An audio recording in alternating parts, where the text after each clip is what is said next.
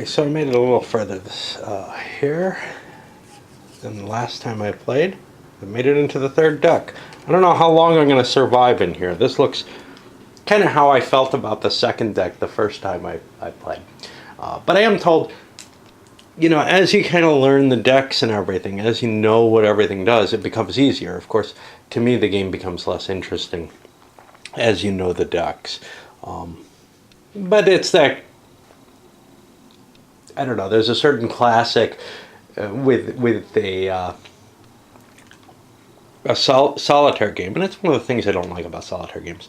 The balance, a trade-off between, you know, playability and sort of, or replayability, and a sort of, you know, how much reinforcement, how interesting is that first game going to be? The first game was challenging. The second game, this one, is challenging. But how interesting is it? It was exciting the first time playing with someone, but, you know, suffering is always more enjoyable with company.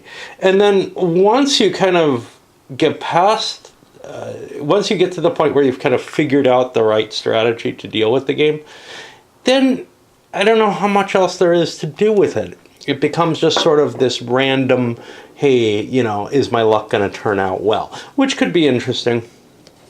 No question there. All right, victory point check. I got to check my score. Let's see what we come up with on count. This doesn't count against us. We got 1, 2, 3. These are negatives. 4, 5, 6, 7, 8. 9. Looks like 9 against us right now. 8, 7. 6. I don't get points for that. So it's 6 against us, but we haven't assessed the tracks yet. 7 against us. Yeah, the tracks aren't good for us. 11 against us. 13 against us. That doesn't sound good. And, well, actually, what we get is a Ireland downgrades, which might be not as painful as some of these other options that could have happened. Obviously, if I'm winning, I get a bonus. But a downgrade in Ireland, well, that means I have to choose something I'm going to take a hit on. I'll take it on, I don't know, they're all ugly. But now I'm down to 4 Fs again, though. And now I read the card, which is Charles II proclaimed king in Edinburgh. No, actually, this is Charles I is still here and kicking ass. Following his father's execution, well, we know that's not the case. But the escape and the excitement around that probably would have the same kind of effects. So we have an Ireland effect. Well, the Ireland effect is, crap, we can't fortify London. That's one we didn't want to have. Scotland gets a +1. And it gets 2 actions. Well, those 2 actions are going to be over here. Oops, I didn't want to see that. Okay, one is to get there. Oh, and I was told that the 2 fortifications against London, they can both, the 2 besiege results, they can both cause you a zeal loss. You know, I'm going to keep playing the way I'm doing just because it's hard enough, and I don't think it makes terrible sense either way. Let's take a look at that. Siege. We get 1 hit on us there. What do we got here? Catholic clergy in Ireland renew their call to push parliamentary fortresses out. Catholicism and Ireland both go down 1. I think we're doomed here. Hey, Catholicism goes down 1. Ireland goes down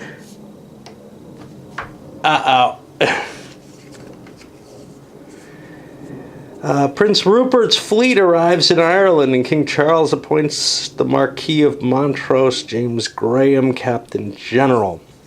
Scotland goes down 1. Wow. That gives the Scottish... Oh no. I don't know what moved here. Revolts and Devilry. We get a new Deviltry on card 46. Over there. And yeah, it looks like we're pretty much hosed.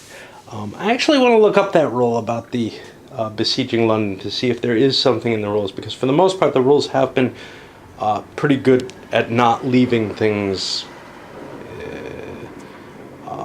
ambiguous. And that was one of the few that I found that I said I didn't want to look up, I think.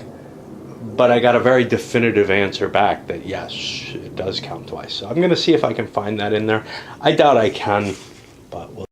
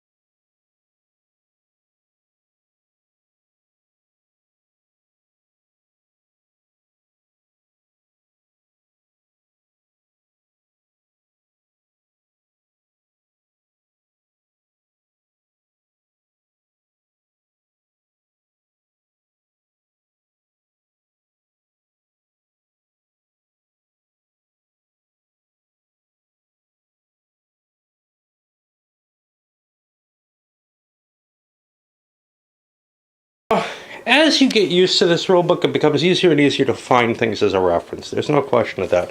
The pictures do help. You start to realize what they say. You're not just...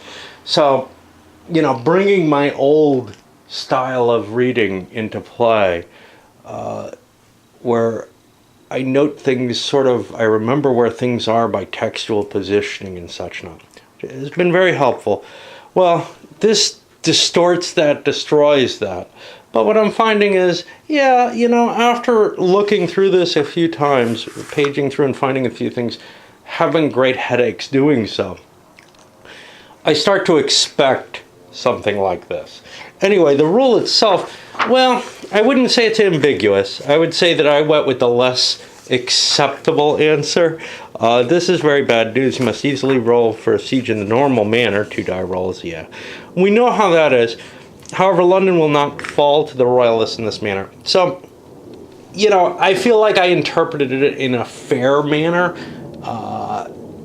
I could go either way on it, and I think that's what I brought up in the when I looked at it before, is that it is a little ambiguous in that I felt like I could go either way, the way it's worded, and that reason led me to say, and not wanting to put further burdens on myself, led me to make the choice that I did. Okay, so I only have 4 points to activate. Now, one quick bonus, I have a free roll on the Puritanism. Let's just take that because that may get us a space. Now, here's the problem. These guys only take 1 success to get me out of Fs. These guys are all at the very bottom, so I have to work to get my markers up. Yeah, that's not going to work. All right, now I'm going to need to get 3 of these up. I have 4 die rolls. I can't do it all on these. So we're going to take a shot on something else. Obviously, this is going to depress my charts like mad. So I guess we'll go with Ireland. I can't afford to use Zeal for any of this. I just don't have enough. Okay, there's a failure. I go once more. I'm probably doomed here. I've got to get 3 straight successes. Nope. All right, well, let's go against the monarchy this time. Nope. And let's do one against Catholicism. Hey, we succeeded once. But that is the game. I've got 5 of my things over in the F area. I fell apart. It's a rough game, you know? I mean, I tried concentrating on the armies, and I think that worked well. Concentrating on armies. I've learned some things from other players who've got more experience in this. Yeah, you know, if you think about it a little bit, fortifying the fortresses and concentrating on them will do a more important, you know, that'll get you a cheaper payoff in terms of how many actions from the royalists you get to kill. But, you know, I mean, this may well be a game that it takes 5-10 games of to get yourself to the point where you think you can play fairly optimally and get a good shot at not just surviving, but actually getting a victory in it where you're able to buy these cards. Right now, I don't see the path through to that, but obviously there are people who do, who are playing with more harsh rules than I am because they haven't done things like cheated for London or whatever.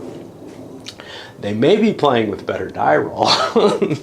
There were some strings of incredibly bad luck there, but there were some strings of fairly decent luck too. It all evens out, and